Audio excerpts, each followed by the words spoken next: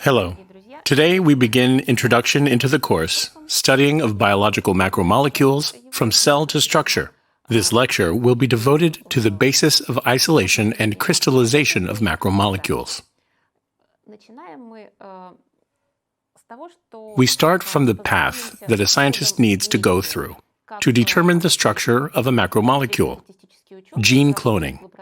It's what most researchers have to start with when planning to determine a protein structure. Чаще всего человеку, который хочет определить структуру какой-то макромолекулы, приходится начинать с клонирования гена. On this slide, you can see a whole path. Let's try to figure out where to start from and which stations to pass through. We will go from one station to another station, and the first one is gene cloning. At this stage, it is necessary to obtain the gene of the target protein. On the next stage, it is necessary to choose the expression strain and the conditions of a target protein expression. After that, you should develop a purification scheme. The path may also differ for different objects.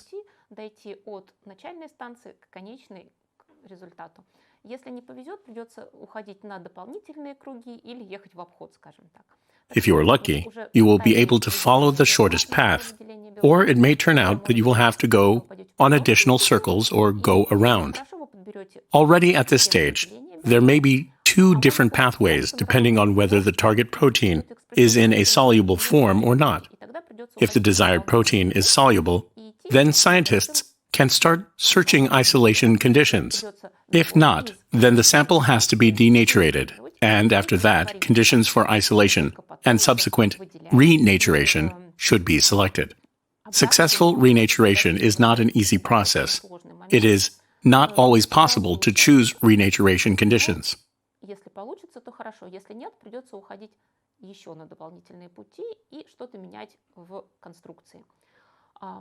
Okay, let's return to our path. As pure protein will be obtained, it is time to start searching crystallization conditions. After receiving the first crystals, you can proceed to their optimization. Do testing of the obtained crystals, and, if they reflect X-rays with high resolution, then collect diffraction data. The next step is X-ray data processing and structured determination analysis of the obtained data and publication of the results. During our course, we will study each step of this path. If high-quality crystals have been obtained, then it's better to go back either to the screening stage and look for completely different crystallization conditions, or change everything more radically, returning to the very beginning at the cloning stage. On the next slide, I want to introduce you to the equipment that you will meet on the way from gene cloning to structure determination. It's not all possible laboratory equipment, but you will use them in any case. Okay, if you look at the slide, you can see an amplifier, which is necessary for gene cloning in any laboratory. The autoclave is an important part for carrying out sterile work. All media and flasks for bacterial growth must be sterile. Scales, rude and high precision. Using them, you can measure from milligrams to grams quantities. They are necessary for the preparation of all solutions at all stages of work in the laboratory. Next, that should be mentioned, is centrifuge. Centrifuges can be used either for Eppendorf microtubes or for large volumes. The types of centrifuges and their speed modes are very different. Low rate for cells, high for the cellular debris precipitation, ultra-high, ultracentrifuges that work at 100,000 rounds per minute, or ribosomes precipitation, and for their creation of gradients, for example, sucrose. The next equipment that I want to mention is thermostat. It is necessary for cell cultivation or crystal growth. Another essential part of molecular biology lab is the kelvinator. It is a freezer capable of maintaining temperatures of up to minus 86 degrees Celsius. It is necessary for long-term storage of cell cultures, component cells, and cellular biomass. What else? An automatic pipette is the main tool of a biochemist. The range of operation is from 0.2 microliters to 5 milliliters. A spectrophotometer is a device necessary for determination of cells' density in a cell culture or concentrations of proteins and nucleic acids in samples. Next, what you can see on the slide is a centricon. It is a device that helps you to concentrate macromolecules. It is a test tube with a membrane with a certain pore size, up to 3, 10, 30, 50 kilodalton. With its help, you can quickly concentrate proteins, water, and everything that is similar. Then the pore size passes through, and what is larger remains in it and concentrates. The next one is a chromatographic system. It's a system for a chromatographic purification of macromolecules. They can work at low, medium, and high pressure.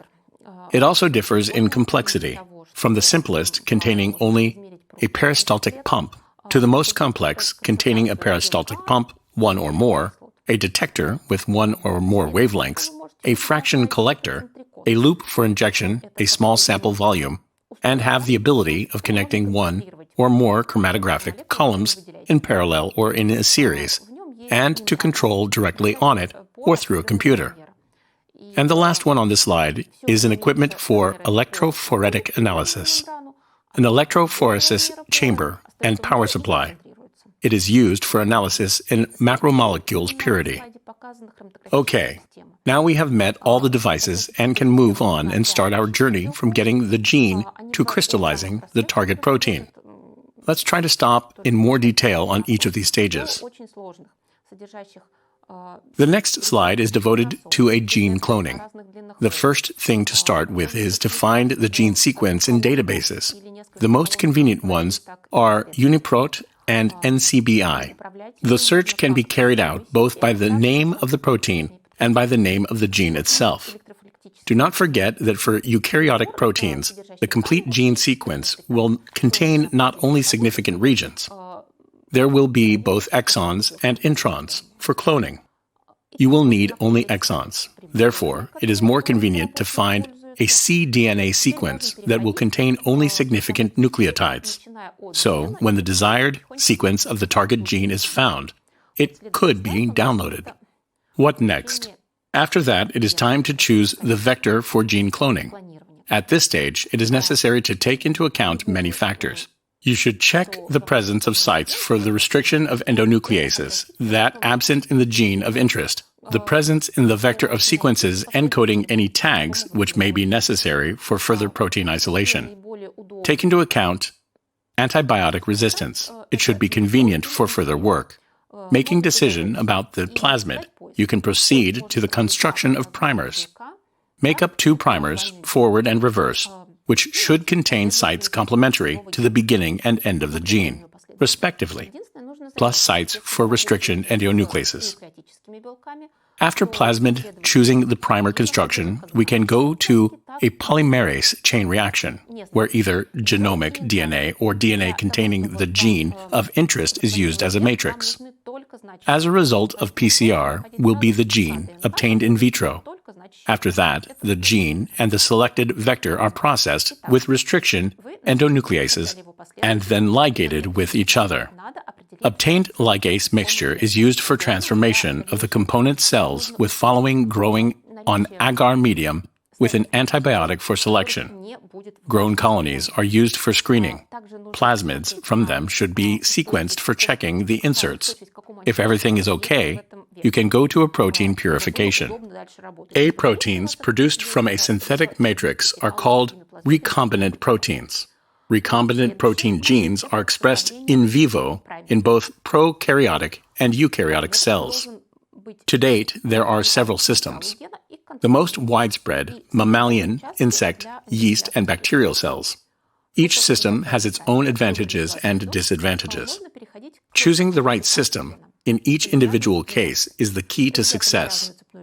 Let's briefly consider all the systems from simplest bacterial to complicated mammalian. It helps you to decide which system to choose in your work. Let's start with the simplest one, the bacterial system. E. coli cells. The advantages of this system are easy to operate, low cost of both reagents and equipment, simple and cheap medias, the presence of wide spectrum of strains in labs and in commercial catalogs, the rate of growth and synthesis of proteins, high yield, amount of protein per cost. But there is one minus. If you work with eukaryotic protein, and in normal it should have post-translational modifications, the solubility of such proteins produced in E. coli cells is often low. The protein goes into the inclusion bodies, but is not strong rule. Protein could be soluble too. The next system for protein expression is the yeast system. This is already a eukaryotic system, so the processing of eukaryotic proteins is also present in it. Advantages of this system are, I'll say once more, that it's eukaryotic system. So post-translational modifications are already present here. The growth media are quite simple. Cell growth and conditions for protein synthesis can be scaled for large scale. Among the disadvantages, slower growth compared to bacteria, necessary in additional equipment for a laboratory, optimization of growth conditions is necessary, and for high protein yield, it is necessary to grow in large-scale format, in bioreactors. It is desirable to work in a separate room from bacterial strains, since yeast is spore-forming organisms. In addition, the next more complicated system is the baculovirus system in insect cells. Its advantages are in the processing of proteins. It can be used both on a substrate and in a suspension. The disadvantages of the system are, it is more demanding on the media composition than the prokaryotic system. It takes time to develop a recombinant baculovirus vector, more complex laboratory equipment, work with insects and viruses. And the fourth system is mammalian cells. In this system, the best protein processing occurs. Protein can be produced both simultaneously and continuously, but the yield of protein in gram quantities per liter of culture is possible only in liquid culture. More complex media and more expensive equipment are needed for cell growth. Making a bottom line, I recommend to start with the simplest and cheapest system, bacterial, and only after meeting any problem, move to more expensive and complicated, but more suitable and advanced systems.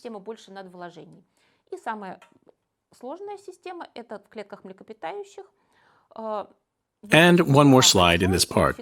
Let's move on to cells disruption. Methods of disruption can be divided into two groups, non-mechanical and mechanical.